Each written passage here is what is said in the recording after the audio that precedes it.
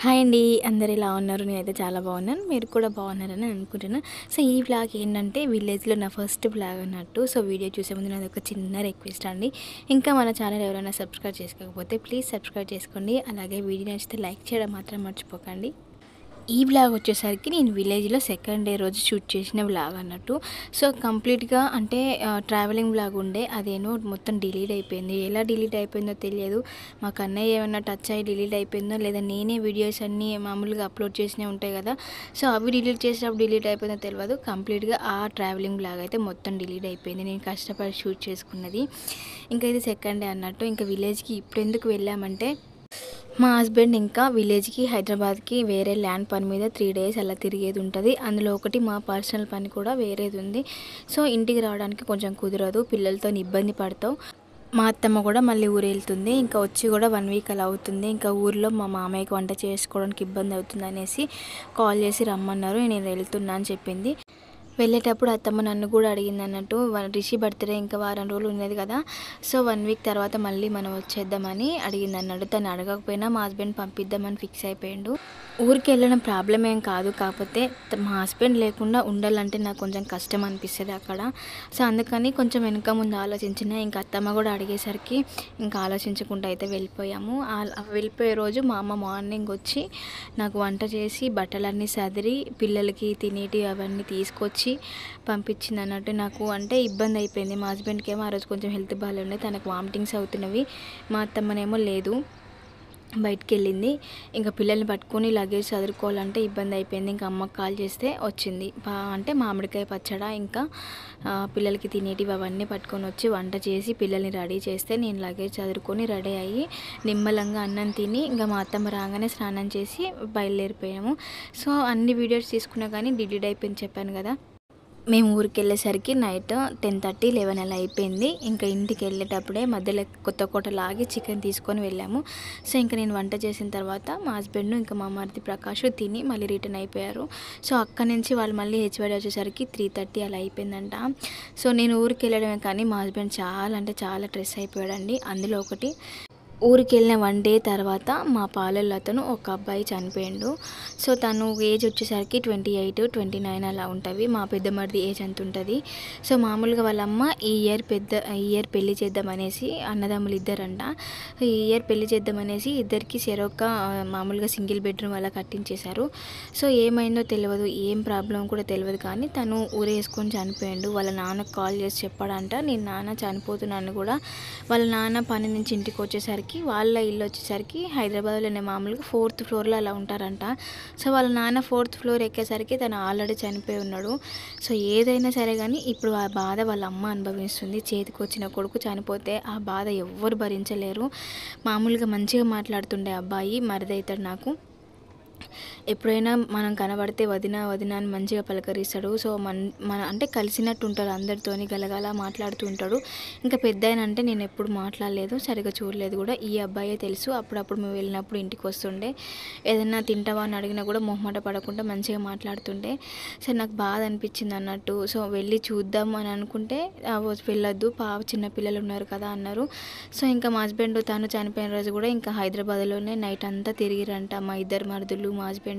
So, ఆ రోజు night కూడా హాస్పిటల్కి వెళ్తే అక్కడ పోస్ట్ మార్టం ఏం చేయలేదు కానీ ఉరేసుకున్నాడు కాబట్టి కొంచెం కేసు అయిందని చెప్పేసి నెక్స్ట్ డే బాడీని పంపించేశారు. సో, ఇలా బాడీ వచ్చిందో లేదో ఒక హాఫ్ అన్ అవర్ అలా ఉంచి ఎమ్మటే తీసుకెళ్ళిపోయారు అన్నట్టు. ఎందుకంటే చనిపోయి 2 డేస్ అలా అవుతుంది కదా అనేసి వెంటనే పంపించేశారు. నాకు చూడాలని ఉండే కానీ ఇంకా మా మామయ్య, మా అత్తమ్మ వద్దని చెప్పేసరికి ఇంకా నేను వెళ్ళలేదు. కానీ చాలా అంటే చాలా బాధ అనిపిస్తుందండి. కావాలంటే మీకు నేను ఫోటో యాడ్ చేశాను. ఆ అబ్బాయి చూడండి. అంత ఎత్తు కొడుకు చనిపోతే ఏ తల్లి తట్టుకోవాలో చెప్పండి. మా అంటే వేరే వాళ్ళు చుట్టాలు వస్తూ ఉంటారు, పోతూ ఉంటారు. ఒక 1 వీక్ లేదా ఇంకా 10 డేస్ లేదా 1 మంత్ బాధ ఉంటుంది కానీ కన్న తల్లికి ఎప్పటికీ బాధనే ఉంటుంది. చిన్న పిల్లగాడు కాదు, కడుపులో చచ్చిపోయిన బేబీ కాదు. పుట్టినాక 20 ఏళ్ళు 30 ఏళ్ళు సాకిన తర్వాత చనిపోతే అసలు ఎలా తట్టుకుంటుందో వాళ్ళ అమ్మ నాకైతే అస్సలు అర్థం కావట్లేదు. కొంతమంది లవ్ ప్రాబ్లమ్స్ అంటున్నారు, ఇంకో కొంతమంది ఏదో అంటున్నారు. సో, ఒక్కొక్కరు ఒక్కొక్క రకంగా చెప్తున్నారు. కానీ తనకి ఏదైనా ప్రాబ్లం ఉండొచ్చు, కానీ ఒక్కసారి వాళ్ళ పేరెంట్స్ గురించి ఆలోచిస్తే బాగుండేది. రిలేషన్స్ చనిపోతే మీరేమో చికెన్ మటన్ వండుకుంటున్నారేమో అనుకుంటున్నారేమో. తనేమో ఈవినింగ్ 4 చనిపోయాడని తెలిసింది మాకు. నేనేమో ఆఫ్టర్నూన్ టైంలో చేసుకున్నాను ఈ వీడియో.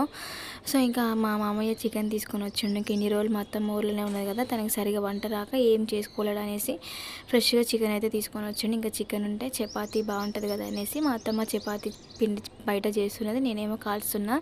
నాకేమో చపాతీలో ఆయిల్ వేసి కాల్చడం అలవాటు, కానీ మా అత్తమ్మ వాళ్ళ సైడు ఇలా ఆయిల్ లేకుండా ప్లెయిన్గా చేస్తారు. అందులో ఒకటి ఇక్కడ మా కిచెన్లో అసలుకి ఒక్క దగ్గర కూడా విండో అనేది లేదు. ఈ ఇల్లు ఇష్టంగా మా హస్బెండ్ ప్లాన్ చేసి మరీ అన్నీ బాగానే కట్టించిండు, కానీ ఈ కిచెన్లో విండో ఎక్కడ ఎందుకు మర్చిపోయినా అర్థం కాలేదు. 10 నిమిషాలు కూడా అందులో ఉండలేకపోయాను నేనైతే. ఆల్మోస్ట్ నా డ్రెస్ మొత్తం తడిచిపోయింది స్వెట్కి, అంత ఇబ్బంది అవుతుంది నాకు. అసలు 10 నిమిషాలు కూడా ఉండబుద్ధి కావట్లేదు, కానీ వంట చేయక తప్పదు కదా. సో చాలా ఇబ్బంది పడుకుంటూ చేసిన. అందులో ఒకటి ఇంకా మా మధ్యలో మాకు అన్నయ్య చపాతీ చేసుకుంటూ వచ్చి నాకు ఇస్తున్నాడు, ఇది కాల్చు అమ్మా, ఇది కాల్చు అనేసి. ఆఫ్టర్ మ్యారేజ్ తర్వాత నా లైఫ్ చాలా చేంజ్ అయిపోయిందండి. నా స్టడీ మొత్తం ఇంటి దగ్గర అయితే కాదు, నేను మొత్తం హాస్టల్లోనే చదువుకున్నాను. ఇంట్లో పనులు అయితే నాకు ఏవి రావు. ఎప్పుడో ఒక ఫెస్టివల్ వస్తే అమ్మ వాళ్ళ దగ్గరికి వెళ్ళి ఒక 1 వీక్ లేదా ఒక 10 డేస్ అలా ఉండి మళ్ళీ హాస్టల్కి వెళ్ళిపోయేదాన్ని. అలా ఉండడం వల్లనేమో ఇంటి దగ్గర పెరుగుంటే, ఇంటి దగ్గర చదువుకుంటే అన్ని పనులు వచ్చేమో తెలియదు. హాస్టల్లో ఉండడం వల్ల హాస్టల్లో బట్టలు పిండుకోవడానికి కూడా మామూలుగా చాకలామని పెట్టుకునేదాన్ని నేను నర్సింగ్ చేసినప్పుడు. సో నాకు ఇప్పుడు పెళ్ళి అయిపోయిన తర్వాత అసలుకి ఇలాంటి పనులు చేయాలంటే ఏడుపు వచ్చేది. అసలు ఏవి రావు, నేను ఎలా చేయాలనేసి. నాకు మ్యారేజ్ అయిపోయాక 1 డే తర్వాతనే మా అత్తమ్మ ఊరు వెళ్ళిపోయింది అన్నట్టు.